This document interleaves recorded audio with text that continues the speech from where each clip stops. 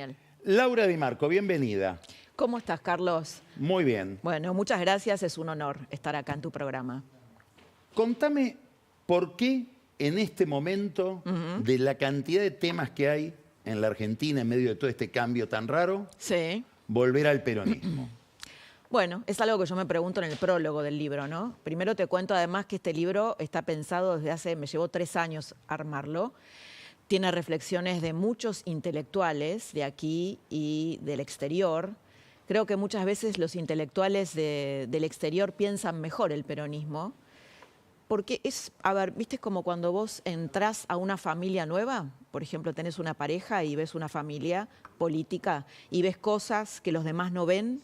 Bueno, eso nos pasa a nosotros con el peronismo. Estamos tan cerca del peronismo, naturalizamos tantas cosas que cuando viene un investigador extranjero, acá por supuesto que hay grandes investigadores sobre el peronismo, pero digamos que ven cosas diferentes. Yo me basé en varios de ellos, por ejemplo, en Lori Sanata o en Steven Levinsky, que vino acá en los años 90. ¿Por qué un libro sobre el peronismo? Porque creo que el peronismo que expresó el populismo en la Argentina configuró a esta Argentina y porque nos gobernó el 75% del tiempo desde 1946 hasta el 2023. Si vos sacas las dictaduras o bueno, las elecciones con proscripciones, es decir, donde se pudo votar libremente, encontrás que el 75% del tiempo la Argentina fue gobernada por diversas encarnaciones del peronismo.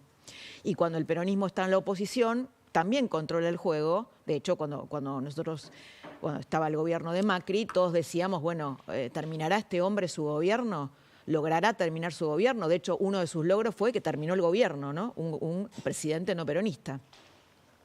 Entonces, un poco la pregunta es, hubo muchos intentos de preguntarse o de investigar qué es este aparato de poder, qué significa, que yo creo que además no es solamente una expresión política, es también una serie de ideas. Creo que el peronismo, yo me pregunto en el prólogo si el peronismo, entre comillas, arruinó la Argentina o si en realidad la socialización populista que ya existía en la Argentina por 3 siglos de cristiandad hispana, por la inmigración que estaba muy anclada en el catolicismo y en determinadas ideas, nuestra inmigración española e italiana, fue un terreno fértil para que el peronismo, que es una forma de populismo, anclara con mucho éxito. Y yo creo que me inclino por la segunda opción, sobre todo cuando vemos a Milei con rasgos populistas. Creo que hay un sistema cultural que es populista, que forma parte de la biografía de la Argentina, por ejemplo, que no importe mucho la ley, y sí el amiguismo, que lo encarnó muy bien el peronismo. Ahora, de todo lo que has dicho se me ocurren varias cosas. La primera, vamos a empezar por el final. ¿Por qué hay que elegir entre una y otra? ¿Qué sería una y otra? Entre esas dos opciones. ¿O fue un fenómeno igualitario o arruinó a la Argentina? ¿Por qué no pensar las dos cosas? Tal vez son las dos cosas. No, yo digo en el prólogo es el huevo y la gallina. No, lo digo a la luz de lo que está sucediendo con Milei. Mucha gente dice, bueno, Milei tiene rasgos populistas. Bueno, claro, porque el populismo que hace 80 años, por lo menos, en el que estamos atravesados en esa forma cultural, es una biografía de la Argentina. Entonces, por eso también Milei tiene éxito, porque tiene rasgos populistas. También tiene su propia, digamos, el populismo es buenos, malos y un salvador. Bueno, Milei también tiene buenos, malos y un salvador. Tiene los argentinos de bien, que son los buenos, los malos son la casta y él es el salvador, ¿no? Hay como como diría Lori Sanata, una mascarada religiosa en los populismos. Viste que hay gente que, y ahora estoy pensando en algunos en particular, que le decís kirchnerismo, eso no es peronismo. Ah, bueno, eso es el típico truco. ¿Por qué es un truco? Porque una de las cosas, vos me preguntaste al principio, ¿por qué el peronismo? Bueno, una de las preguntas que nos hacíamos en Sudamericana, en Penguin, cuando publicamos este libro es, ¿pero cómo es que el peronismo llega y siempre se presenta como lo nuevo, como que esto sí, realmente esto es lo novedoso? ¿Cómo hace? ¿No? Yo hablo acá, tengo un capítulo sobre encarnaciones. ¿Cómo reencarna en un alma nueva? Juan Carlos Torre, que lo has traído acá muchas veces, es uno de los grandes investigadores argentinos sobre peronismo, Él dice, el peronismo tiene un alma permanente y un corazón contingente. Es decir, que tiene muchas almas el peronismo, tiene muchas encarnaciones.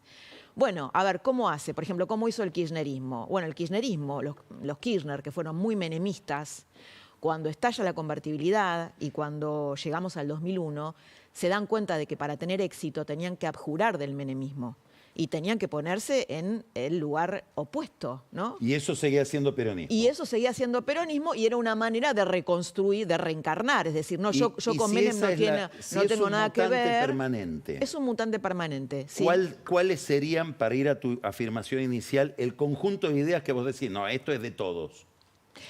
Bueno, si es que hay alguna idea. Sí, por supuesto. Viene bueno, vos leíste el libro, yo por eso te digo, me parece que los pensadores, los intelectuales que vienen de afuera, como una familia que viene de afuera, pueden mirar mejor.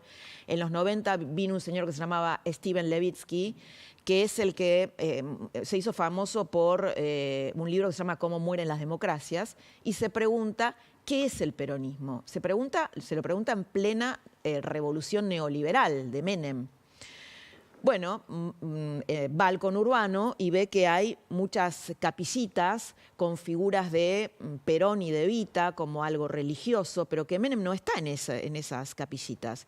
Entonces dice, pero ¿cómo es esto? Porque Menem está encabezando una revolución neoliberal y acá hay unas capillitas religiosas en los barrios vulnerables. Entonces él lo que dice es, el peronismo no es una ideología, el peronismo es una organización. Y esta idea la toman otros intelectuales, por ejemplo, Eduardo Fidanza, que va a hablar de... No habría un grupo de ideas, a eso voy. No, hay una organización y además yo tomo la idea de Lori Sanata que hay una religión. El peronismo es una religión que encarna en diversas almas. Entonces, para ponerlo en los términos de Fidanza, que tal vez son de Eduardo Fidanza, el sociólogo, él dice, hay dos casas. Hay una casa de abajo, donde están los propietarios, que son impresentables, y hay un piso de arriba, son inquilinos, que los propietarios van alquilando esa casa. ¿Qué es ese piso permanente del cual también habla Juan Carlos Torre? Y bueno, es los empresarios prebendarios, el estatismo, el catolicismo, los sindicalistas, los jefes territoriales, básicamente los dueños del territorio. Duhalde es el dueño del peronismo, uno de los dueños del peronismo. ¿Sería los como una especie de oligarquía desalmada o hay algo bueno ahí? Hay una cultura, hay un piso, hay una casa Pero, digamos, de abajo. La descripción que haces es la descripción de algo absolutamente negativo. Sí. Donde no se puede rescatar ningún valor. Porque un peronista te diría, te olvidas de la solidaridad, te olvidas de una gran incorporación de gente a los beneficios del bienestar en la década del 50, 60, etcétera. Bueno, yo creo que eso existió. Eso existió, digamos, y eso perduró. Lo que pasa es que eso también se fue perdiendo. Vos le hiciste el otro día una nota muy buena a Sarazaga, al padre Rodrigo Sarazaga, y dice el peronismo de los últimos años vació el concepto de justicia social. Yo creo que en el primer Perón eso sucedió, ¿no? Perón prometía y de hecho ha incorporado, ampliado derechos sociales y ha incorporado a muchos sectores vulnerables a la clase media, eso pasó. También pasó durante el primer periodo de Néstor Kirchner, ¿no? Que vos lo comentabas recién en tu editorial. Néstor Kirchner, yo digo que tuvo tanta astucia como Menem, porque utilizó la bonanza china, China como el motor del crecimiento mundial, lo utilizó para elevar el salario real, que es lo que hizo Néstor Kirchner. Muchos lo critican por eso, pero habría que tener en cuenta que Kirchner asume con el 22% de los votos y necesitaba construir su legitimidad de ejercicio, con lo cual lo que podía hacer con eso, con la bonanza china, con ese ciclo de la bonanza china que dura hasta el 2011, es construir su legitimidad aumentando los salarios reales, o bien, hacer que uno podría decir, es una forma de populismo, o bien derivar ese dinero para el desarrollo, para una política de Estado más de largo plazo. A una persona en particular. Sí. Por una pregunta obvia siempre cuando se mira el peronismo es preguntarse por su perdurabilidad, por la persistencia del peronismo, más allá de todo esto que estás diciendo, digamos. Cambia el contexto y el peronismo permanece. Uno podría decir, como dice Felipe Solá, es por su enorme capacidad de adaptación al momento histórico. Sí. Dentro de ese ese sería fenómeno, lo que Torre dice, bueno, el corazón contingente, ¿no? Que dentro de ese conecta. fenómeno recortamos un personaje que en sí mismo tiene la misma característica, que es Cristina. ¿A qué atribuís la perdurabilidad de Cristina? Porque uno mira hoy el peronismo y hasta nuevo aviso sigue siendo Cristina una especie de mayoría dentro de esa minoría. Como si fuera el Sí. Alfonsín de después del gobierno de Alfonsín, que seguía manejando el radicalismo aún después de la derrota. ¿Cuáles son Sí, las claves de Cristina? igual a tu juicio? Alfonsín no, el radicalismo, el alfonsinismo no continuó, ¿no? Después fue reivindicado Alfonsín, si bien manejaba los hilos. A ver, yo podría decirte, Cristina habló el otro día y cuando hablaba Cristina antes se paralizaba el país.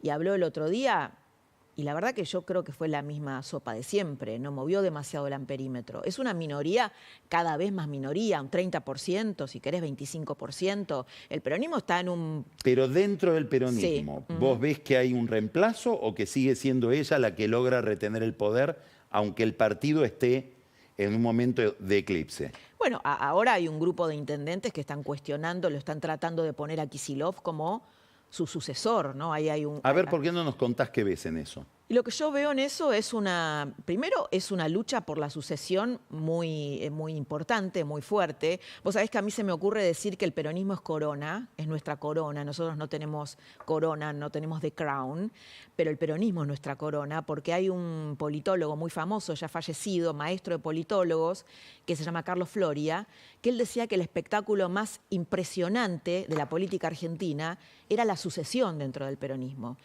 Bueno, ahora lo que se está librando es una lucha por la sucesión, porque es Cristina en realidad con su sobrevida política la que provoca la derrota del peronismo. No lo dejó a Alberto Fernández ser una encarnación, o él no quiso, no pudo, lo que sea. No pudo traicionarla, no pudo, entre comillas, matar a la madre políticamente. No pudo decir, no, lo que hizo Cristina, no, el cristinismo fracasó, yo los voy a sacar adelante, voy a poner a la Argentina de pie. Es decir, lo dijo, pero nunca dejó de ser Cristina. Y por eso esa encarnación no funcionó. ¿Y vos ves que hoy sí hay alguien capaz de matar a la madre o están peleando Yo creo por que ser los herederos de la madre? Massa podría haber matado a la madre sin ningún tipo de duda, eso seguramente. Ya de hecho ahora dicen, nosotros no somos peronistas, somos el Frente Renovador, ¿no? Lo dice Malena Galmarini.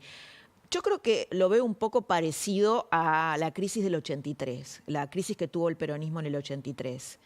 Y a un cambio de época muy fuerte, donde yo creo que el peronismo no va a volver a ser lo que era, porque tal como la Iglesia Católica le habla a un pueblo que ya no existe más, ¿no? La base, vos lo comentás mucho acá en tus editoriales, la base del peronismo, que es el pueblo trabajador, está fragmentada. Tenés a los Grabois de la vida, a los gordos de la vida, que tienen agendas completamente diferentes. Pero no se quiebran. Pero bueno, tuvieron una Cuando hay que armar una lista, van en la misma lista. Sí, pero vos fíjate que en el 2015, cuando pierde Cristina, mira, hay algo interesante que lo aborda Juan Carlos Torre. Él dice, ¿no fue el 2015 para el peronismo el 2001 del radicalismo? ¿No se rompió el peronismo en el 2015? Es un artículo muy interesante que se llama Los huérfanos revisitados de la política. Claro, no se rompió de la misma manera que se rompió el radicalismo que voló por los aires, pero se quebró porque de hecho cuando Alberto Fernández en el 2019 asume, las internas feroces que tuvo en el gobierno lo terminaron debilitando y finalmente lo llevaron a una derrota. Entonces, te hago la última pregunta. Vamos a estar ahora, esta semana, el miércoles, es 1 de mayo, sí. Día del Trabajador.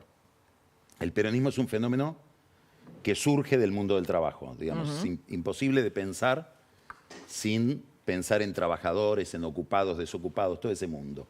¿Qué significa hoy el peronismo para el mundo del trabajo? Con los niveles de desocupación que hay, con los niveles de informalidad, etcétera.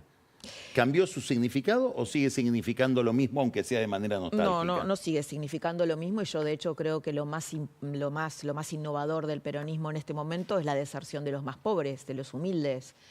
Lo cuenta Rodrigo Sarazaga en la entrevista que yo le hago para este libro, cuando él dice, él presencia discusiones entre los punteros mayores, digamos, y los más jóvenes lo que dicen es, bueno, a mí el kirchnerismo no me dio nada, porque el último año de bonanza del kirchnerismo fue en el 2011, y por ahí un chico que nació en el 2011 y hoy tiene 20 años recibió muy poco del kirchnerismo. Entonces, hoy vos encontrás jóvenes, encontrás una revolución tecnológica con jóvenes que no quieren sindicalizarse, por ejemplo, con jóvenes que miran a los gordos de la CGT como antiguallas de la Segunda Guerra Mundial, que digamos que trabajan en las clases medias, que trabajan para el exterior, que además no están en su trabajo 30 o 40 años como pasaba en generaciones anteriores. Es decir, el mismo concepto de trabajo cambió. Por lo tanto, el peronismo, lo que te decía, no creo, el peronismo le habla a un pueblo que ya no existe, a un pueblo homogéneo que ya no existe. Y creo que si no se conecta, bueno, el tema de la tecnología, ¿no? Digo, por ejemplo, estar en contra del Mercado Libre cuando los pobres compran por Mercado Libre, o estar en contra del campo, uno de los sectores más dinámicos de la economía, son cosas irracionales.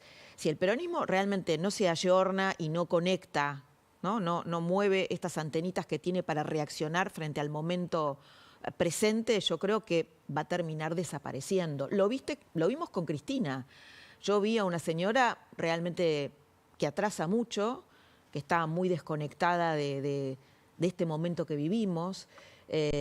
Creo que Milei, además, vos recién mostrabas un cuadro en donde había una baja en la confianza, ¿no?, de Milei en la Universidad de Itela, pero la verdad es que nunca un presidente había hecho un ajuste semejante. Digo, no se midió a la confianza de un presidente o la imagen de un presidente en los 4 primeros meses cuando ese mismo presidente está haciendo un ajuste brutal. Creo que Milei está entendiendo este momento. No sé cómo le irá, tal vez le va pésimo. Es un emergente, ¿no? Vos lo tuviste acá Marcos Peña el otro día, que decía algo que a mí me pareció súper interesante, que es que prefiero que seas auténtico, aunque seas brutalmente auténtico, y que me digas la verdad, y que no me mientas.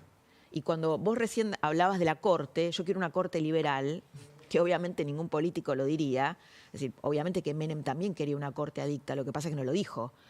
Pero hay momentos donde Milei no tiene filtro, donde dice realmente lo que piensa. Miraremos el misterio de lo que viene. Muchas gracias, Laura. Muchas gracias. Juicio al peronismo, Editorial Sudamericana. Gracias. Vamos a un corte y recibimos a Pancho Olivera y Daniel Vilota. Pancho nos va a hablar de la aduana, Vilota va a referirse a un tema oscuro, antisemitismo que brota en el conurbano bonaerense. Ya volvemos.